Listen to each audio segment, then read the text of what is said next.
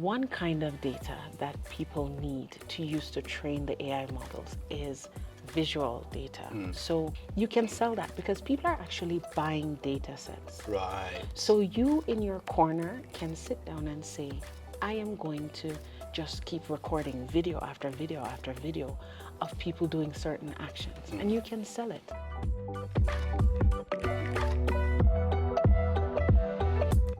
How does marketing continue to shift business, influence culture, and grow brands? To get insights on these and many other questions, we had the privilege of attending the IMC conference, which was themed Marketing is Business. In this IMC conference series, we spoke to creative industry thought leaders where we asked them some of the most pressing business questions. For actionable insights which can shift your brand communication, stay tuned. And now, still at the IMC conference, we are joined by Dr. Gillian Hammah, the Chief Marketing Officer of Aya Data, recognized as a top 50 CMO in Ghana. Thank you so much for joining us after your talk. You are most welcome. Thank you for having me. No, thank you, thank you. So, your talk was titled People or AI, the business decision facing marketers today. Yes. It's usually said that it's both, but what's your take? My take is that, it's definitely a blend of people and AI, but I would add that it's more about people who know how to use AI and then AI, not people who no longer know how to use AI or who are not kind of keeping up with the times. Yeah, Those yeah. people will get left behind. So, as somebody who works in agency, I talk a lot with CMOs, with Okay. marketing directors, who are, on the one hand, conversations are some agency rates are being cut back because of the use of AI, and of course you're saying it's not either or, it's both. And as we increase as agencies, we increase the use of AI. Rates get cut, and we lose talent. How do we balance this? So I think for agencies and for other businesses as well, there has to be a shift in how pricing is done. So the whole pricing model has to change where it needs to be now that you're pricing based on value, not on people that you're Right. bringing to the table or the hours it is taking you to complete the task. Because everybody knows that AI is speeding things up. Yeah. So if it used to take you 12 hours, you can now do it in 2. So if people feel like they're paying you for your time, they will count the time and they will want to discount it because of AI. Yes. But if people feel that the value that you are bringing is still the same or even enhanced, Right. then I'm charging you based on the value I'm giving you. I'm not charging you based on whether I'm using one person or a team of 10 or taking 10 hours or 1 hour. I'm bringing something to the table. And so that's how the pricing models will need to change going forward, particularly for agencies Yes. like yours. A difficult one when deals and pitches and things like that are set out, and sometimes they would say, how much do you charge for this talent per hour, that thing per hour? So to come in as an agency, you're almost on the back foot because this is the person paying the bills, this Yeah. is the brand that's paying the bills. How do we broach that conversation? It's that thing of, I think now we need to have a conversation with clients around what value are you looking for from me? So what are my KPIs? My KPI is not how many hours it will take me to do the job. The KPI is you want me to deliver a campaign for X reason or Y reason.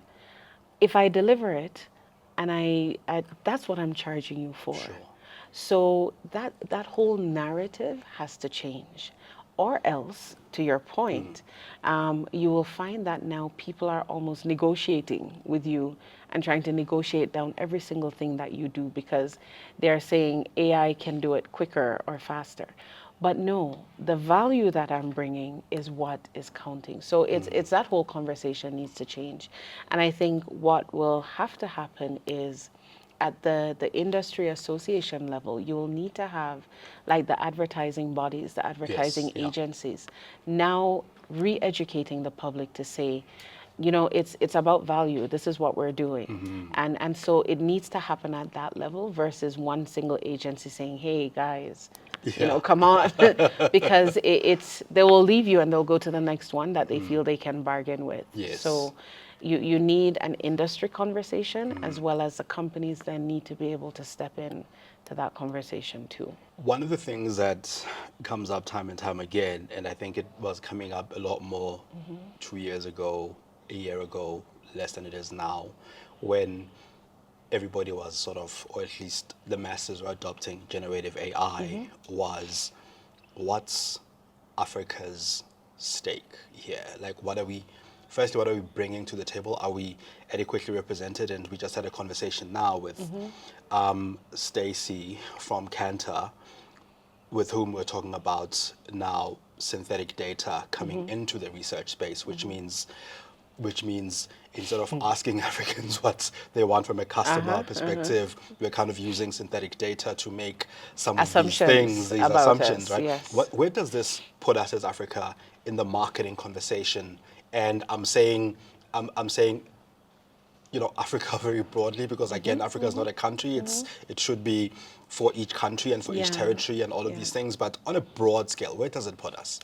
So I think what Africa will need to do as a collective and as individual countries, they need to take ownership of the conversation. So people will feel like they have the license to do synthetic data that they think represents us. Yeah. But if we are not countering it with actual data and owning that, that's the problem. So there is this huge opportunity across Africa for data. Yes. And so if there are African companies, African individuals, people who can step in and say, I am going to now get this data that reflects the country that I'm in, that reflects the Yes. people that Yes. are here, and now make this data available, that's when we get to come to the table. But sitting down and saying somebody is creating synthetic data that is not really reflective of who we are, but at the same Yes. time, we're not doing anything to counter it. That's the problem. So part of it will be we need to step into the conversation. We need to step up and start saying, here's the data that actually reflects us. Yes. But that is one of our biggest challenges as a continent. We don't have data. Our data is in such bad state because we don't collect it well, we don't store it well. There are all of these things. So there's a whole data cleaning and restructuring that needs to happen, but it has to be done. Yeah. And the opportunity is there for us to do it. Yes. When we do it, we begin to change the conversation. It's changing the marketing landscape. It's changing how sort of marketing and communication is really put out there and the work that we put in. But at the same time, is it making it better? Well, better is relative. Yes, Let me yes. say that. I think it's helping in some ways, but at the same time, like I think there's I feel like we're still at the beginning of the opportunity. That's Okay. what I feel like. Um, yes, the more developed nations have taken steps; they're further ahead, which even makes the opportunity for us Even bigger bigger. and better if we step in and own it. And that's what I feel like, that's the wake-up call now, where let us, let's really embrace AI. Let us not run from it. Yesterday, just Yes. as a really quick example. Sure, no, go for it. Yesterday I was in an Uber and I was talking to the guy about the conference and Yeah. what I was going to be talking about. And his response was, well, you know, so if AI can do the things, then they should just let the employees stay home and still pay them. And I'm like, no, that's not the right, that's not the Yeah, right that's the thought perfect pattern life. at all. Yeah, like seriously, why should you want somebody to pay you to stay Yeah, home, yeah. but they should still use the AI? It's okay. But no, so there is better. but I feel like we need to step in and own it. And that's for me where the opportunity is. We can seize the opportunity or we can wait for somebody else to do it. My advice is let's seize it and let's call our friends and our family and say, guys, let's pool together and let's start putting at stake. There's so much in the AI landscape that needs to be done Yes. across Africa. The opportunity is huge. And not everything requires Mark Zuckerberg kind of money. No, there's a lot that can be done at the grassroots Right. level. And so we need to educate ourselves a bit more about what those opportunities are, and then we need to seize it.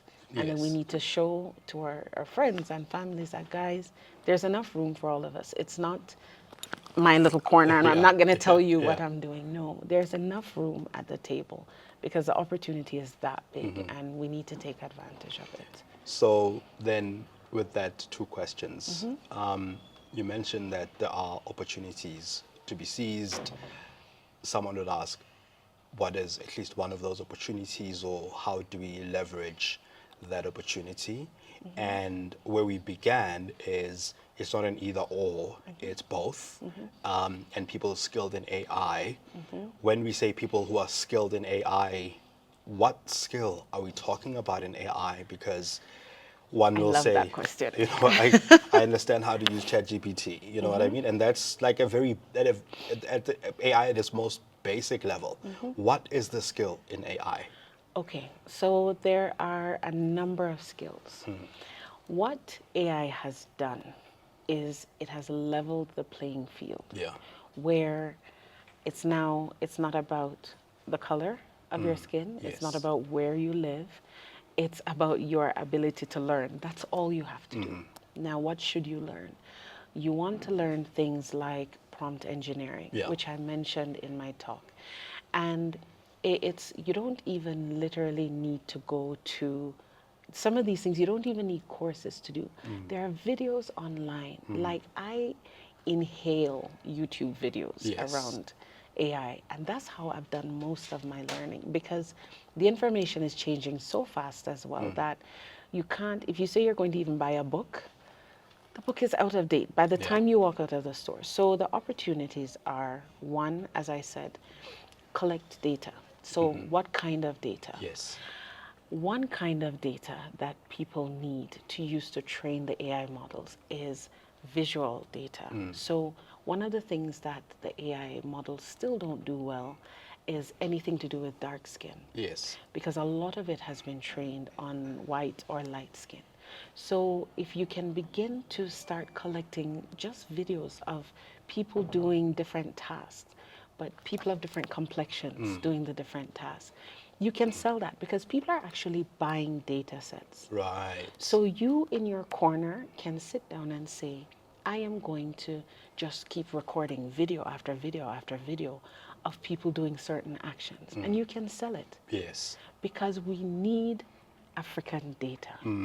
And you don't need a PhD to go and collect video data. You don't need any degree. You just need to collect it and make it available. So that's one really big opportunity around data.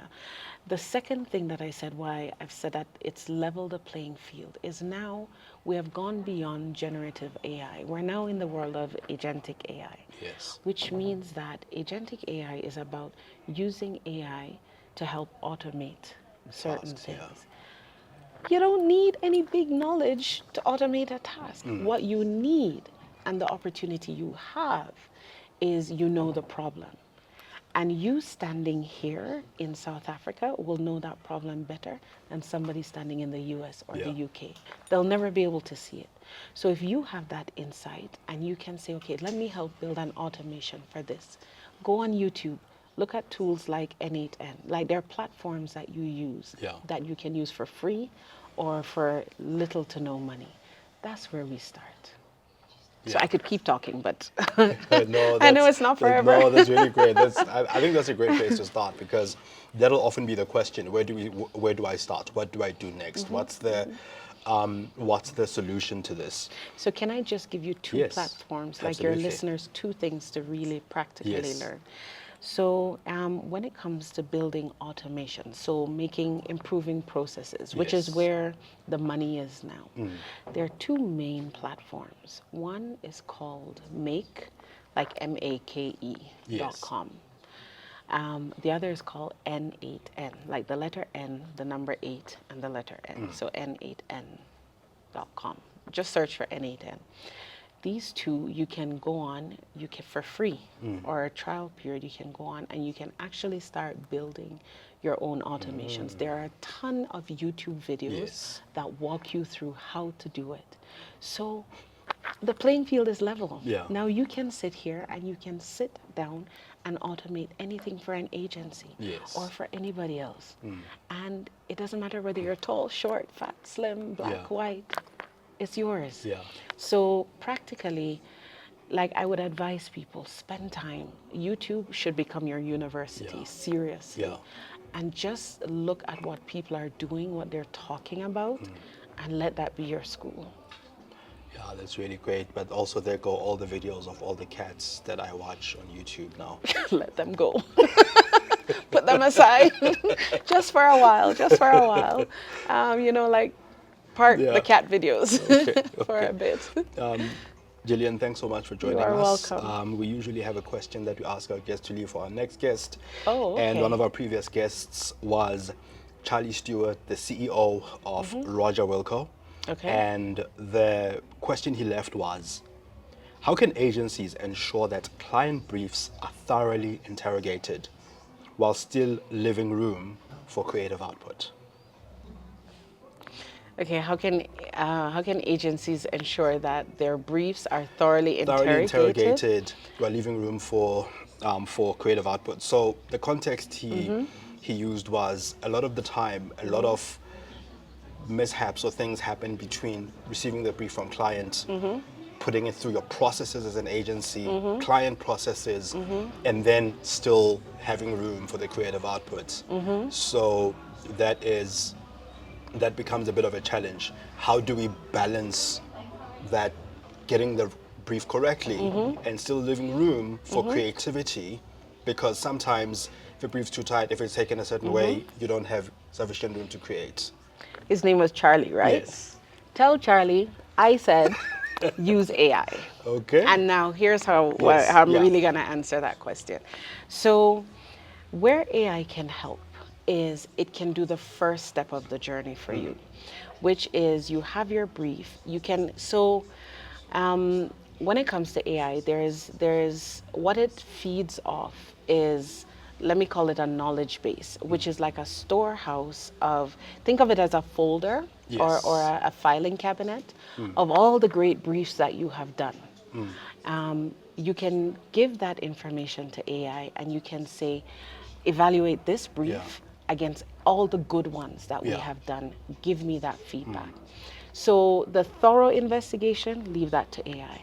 Right. Then once it is done, give it to the creatives and let them be creative.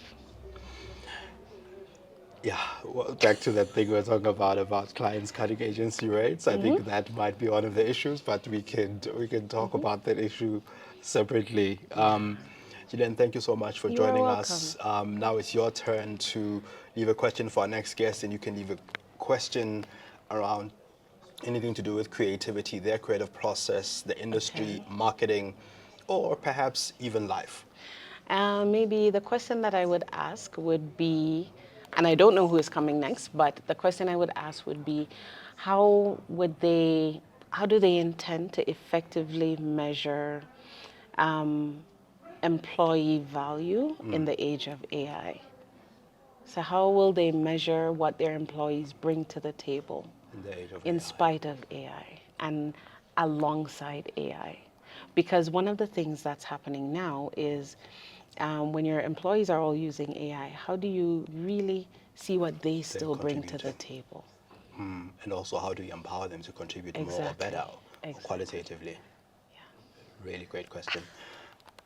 Gillian, thank So you so it much was very nice. for joining us. Thank you. Thank you.